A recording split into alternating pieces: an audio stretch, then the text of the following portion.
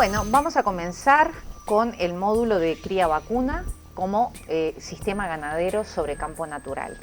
La idea de este módulo es presentar algunas herramientas tecnológicas que se utilizan en Uruguay en el tema de cría y primeramente vamos a hacer una pequeña descripción de nuestros sistemas productores. Como dice allí, las características generales de los sistemas de producción de cría en Uruguay, tenemos en estos momentos un stock bovino de 11 millones de cabezas, con los últimos datos nos dicen 4,2 millones de vacas entoradas.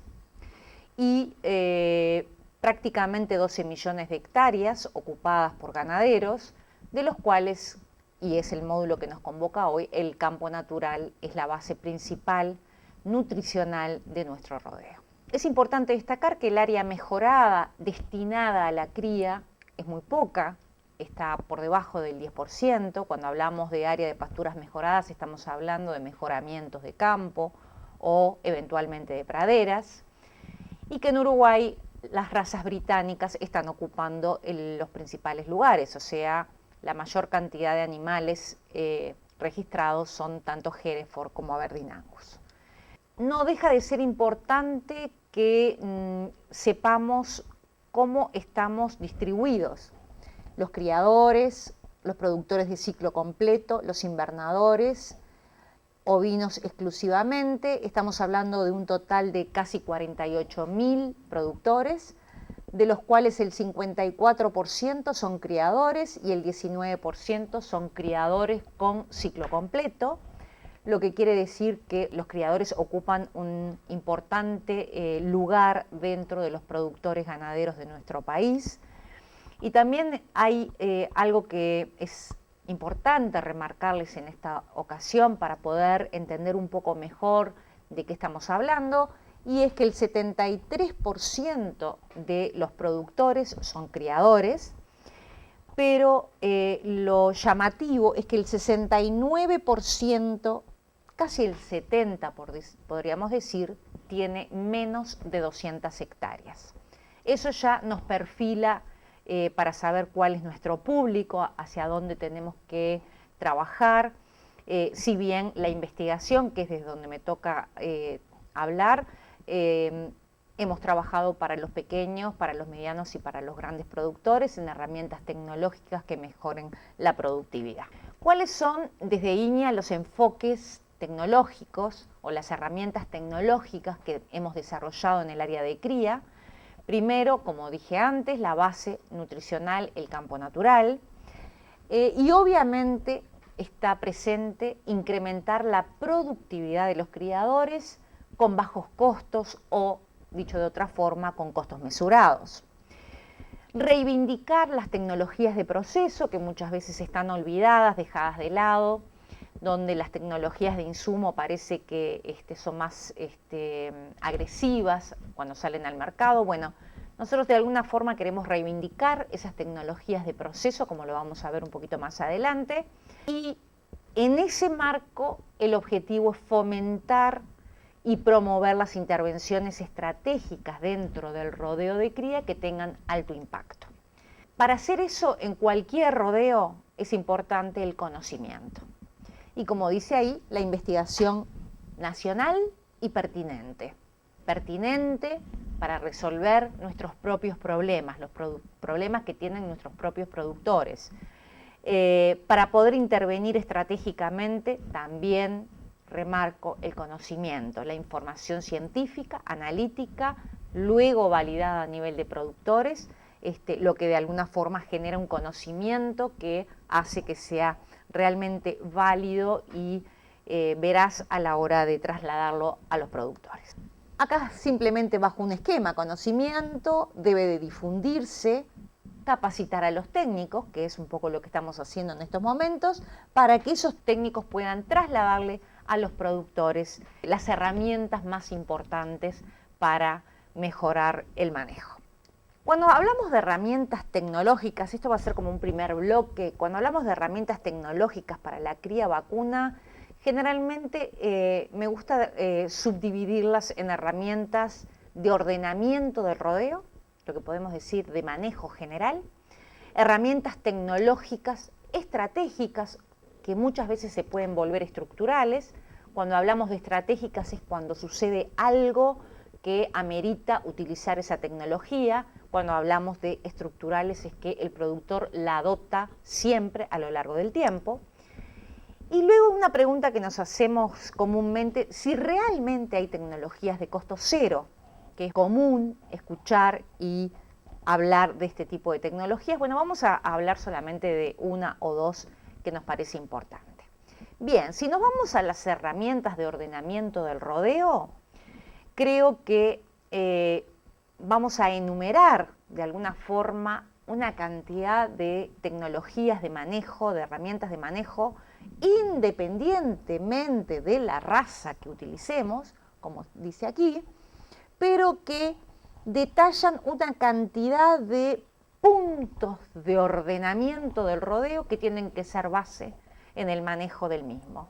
Y ahí no vamos a entrar en detalles, estamos hablando de la época y duración del entore, discutir con el productor el doble entore, porque si se hace y por qué, adelantamiento del servicio de vaquillonas, donde pueden haber más de una escuela, edad del primer entore, diagnóstico de gestación para realizar un manejo diferencial, destete definitivo, manejo de los animales por condición corporal, control de la aparición, revisación de toros, porcentaje de toros a usar en el servicio, recorrida de entores, sanidad y área mejorada, o sea, una cantidad de tecnologías que son como el piso donde deben respetarse cada una de ellas, tenerlas ordenadas para poder avanzar al siguiente escalón.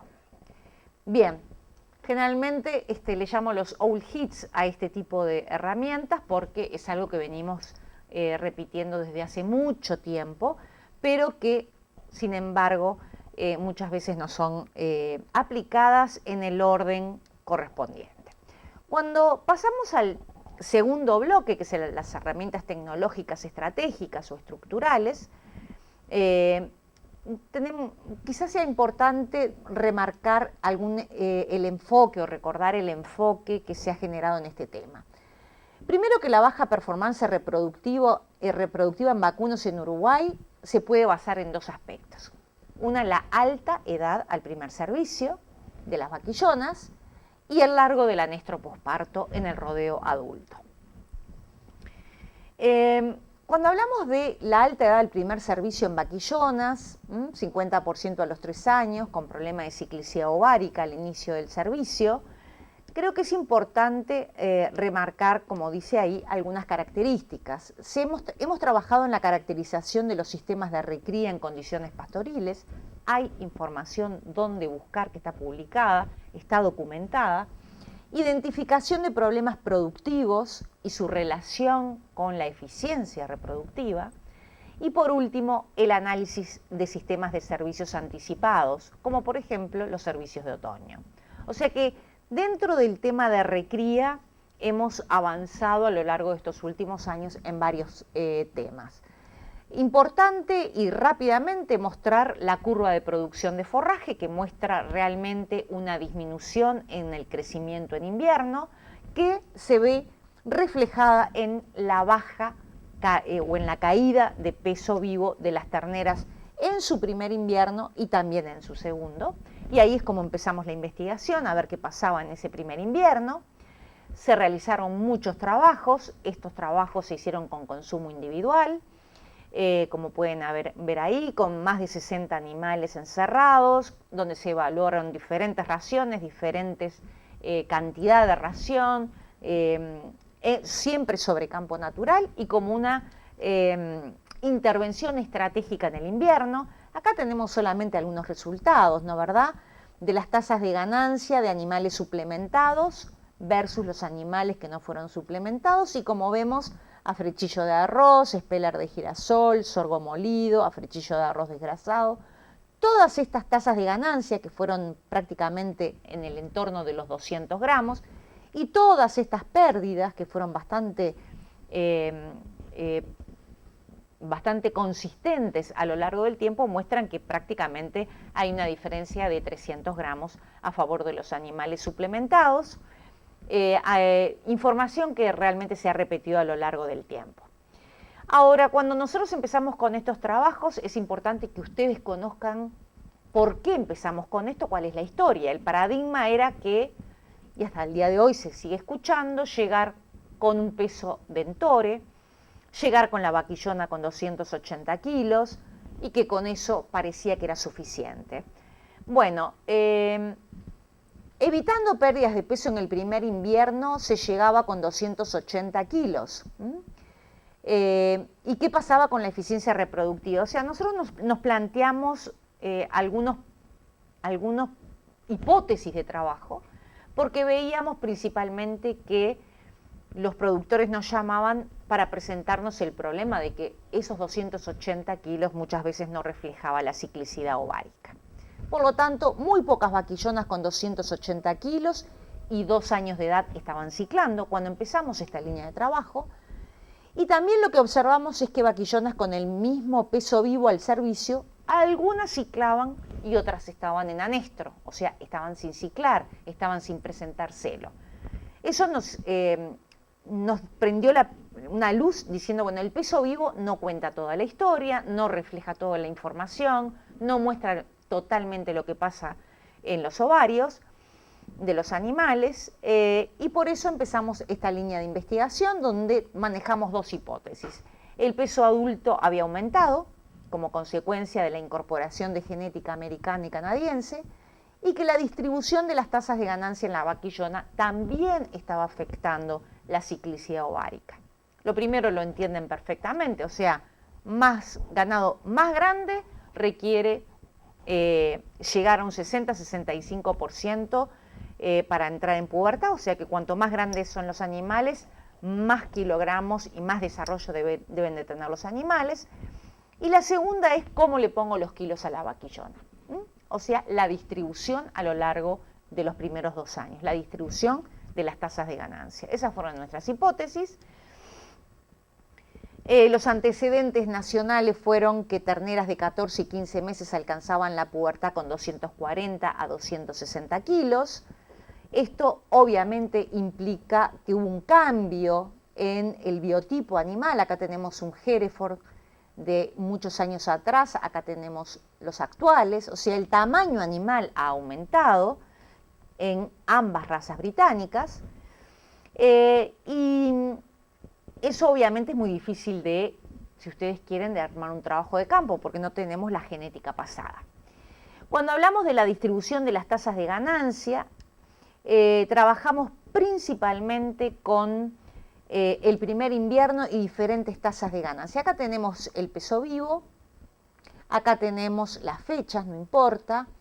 Esto es el primer invierno de la ternera. Yo lo que les quiero marcar fueron 3 tasas de ganancia distintas en el primer invierno, pérdidas de 200 gramos, ganancias de 110 y ganancias de 650. Y miren la diferencia. Pubertad, el 100% de las terneras alcanzó la pubertad, las que habían tenido esta tasa de ganancia. El 42% había alcanzado la pubertad a los 17 meses cuando tuvieron esta tasa de ganancia, y solamente el 9% los que habían perdido. Este es otro trabajo con prácticamente la misma información, casi 400 gramos, pérdidas de 116 y porcentajes de animales entrando en pubertad significativamente diferentes. Y por otra parte, si miramos esta slide, esta diapositiva, lo que nos muestra, no quiero ahondar mucho en detalles, esto les va a quedar todo registrado, es simplemente mostrar que acá estamos hablando de vaquillonas en su segundo año, o sea, antes de entrar al servicio de 2 años, y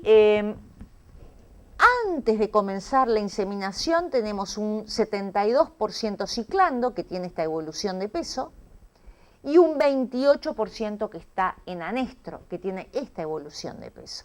O sea que parecería que el peso no nos dice mucho para que haya esta diferencia en ciclicidad ovárica. Bueno, lo único que nos dice realmente o que nos explica esas diferencias fue la tasa de ganancia en el primer invierno. Las que están ciclando aquí ganaron 229 gramos en el invierno anterior, o sea, cuando fueron terneras de destete, y las otras perdieron 65 gramos por día.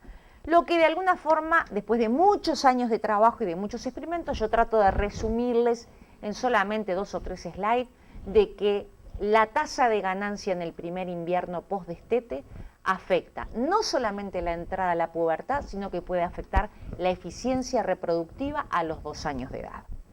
Eso como algo firmemente sostenido y por suerte validado a nivel de campo, y además los productores utilizando este tipo de tecnología, o sea, dándole de comer muy bien a las terneras en su primer invierno para que no pierdan peso. Evitar pérdidas de peso vivo en el primer invierno tendrá efectos positivos a largo plazo en el desarrollo y en la reproducción. Me parece que eso es bien interesante y bien importante. Y medio como para cerrar este primer bloque de recría, ¿por qué no? Si bien para los 2 años tenemos bien marcado que el primer invierno es muy importante, también una preocupación de los productores fue, ok, yo le doy bien de comer en el primer invierno, llego al otoño, vaquillonas de 18 meses y entran en celo. ¿Qué hacemos con esas vaquillonas? ¿Esperamos a los 2 años para servirlas o entoramos a los 18 meses contra estación en el otoño? No había información suficiente a nivel nacional. Y acá vamos a ir muy rápidamente. Este es el sistema tradicional de un servicio de 2 años, como lo pueden ver ahí, o sea, un primer servicio a los 2 años en la primavera, una aparición en la primavera siguiente y un segundo servicio con cría al pie a los 3 años. Cuando hablamos de un servicio de otoño, lo que estamos haciendo es que el primer servicio se mueve hacia el otoño, que la aparición se mueve hacia fines de verano, principio de otoño, el destete de los terneros se realiza a fines de invierno y el segundo servicio se realiza nuevamente en la primavera o verano, pero con una gran diferencia, que estos animales están sin cría al pie. Hay que mirar el sistema como todo, no solamente si adelanto el servicio, sino que la ventaja o una de las fortalezas de este sistema es que la vaca de segundo entore se va a entorar sin cría al pie. Por lo tanto, nuestra hipótesis de trabajo fue que las vaquillonas paridas en otoño, manejadas sobre campo natural, tendrán el mismo comportamiento reproductivo que vaquillonas con una mejora nutricional en invierno. Eso está todo documentado, hay trabajos nacionales e internacionales que hemos publicado, y yo solamente voy a hacer un pequeño resumen. El problema a resolver sabíamos que era la lactación en el invierno, era el talón de Aquiles de este sistema, y obviamente se estudiaron distintas alternativas como campo natural y lotus rincón, vacas suplementadas y destete precoz. Y como resumen les podemos decir, después de varios años de trabajo, que las debilidades de este sistema es el peso de los terneros, son más livianos obviamente que los terneros que nacen en la primavera, porque hay menor producción de leche en el invierno, pero hay como fortaleza un alto porcentaje de preñez en vacas de primera cría, que son destetadas, que se manejan sobre campo natural en invierno, o sea, teníamos prácticamente los mismos resultados, ya sea manejados en campo natural en invierno o en cualquier mejoramiento de campo. Eso marca dentro de todo el sistema cosas para mejorar, como el peso de los terneros, pero también algo muy interesante como es una muy buena performance reproductiva, topeando el 100% en las vacas de segundo entore. Las alternativas evaluadas cuando hablamos del largo de anestro, o sea, eso es recría, y ahora vamos a pasar, voy a adelantar un poquito lo que va a ser el segundo bloque. El segundo bloque va a hablar un poco de la causa principal, que es el largo del anestro posparto en las vacas adultas, la duración desde el parto hasta el primer celo, cuáles fueron las alternativas que evaluamos para disminuirlo, y una de ellas fue la restricción del amamantamiento o la lactación, y también alternativas nutricionales que evaluamos en el pre y en el posparto de las vacas. O sea que de alguna forma en este primer bloque lo que queríamos compartir es todo lo que podemos resumir está en el área de recría, que tiene que ser el primer eslabón dentro del rodeo.